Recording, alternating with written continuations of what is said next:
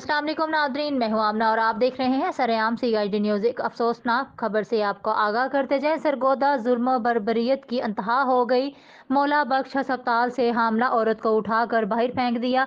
भागटा वाला की रहायशी खातून डिलीवरी के लिए सरकारी अस्पताल आई थी। डॉक्टरों ने एडमिट नहीं किया। खातून मरीज और इसके लवाकीन सफाक डॉक्टरों की मिन्नत समाजित करते रहे, मगर संग दिल मसीहाओं ने खातून का ऑपरेशन करना दरकिनार अस्पताल में दाखिल भी नहीं किया। हालत गैर होने पर खातून ने सड़क किनारे फुटपाथ पर बच्चे को जन्म दे दिया।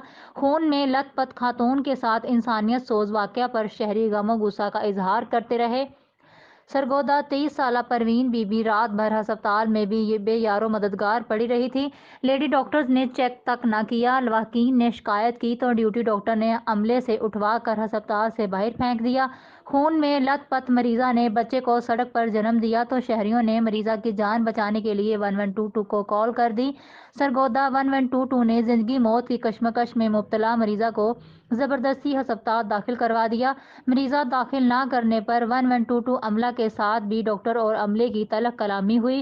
सरकारी मौला बख्श अस्पताल में गायनी के मरीजों के साथ जानवरों से भी बदतर सलूक किया जाता है।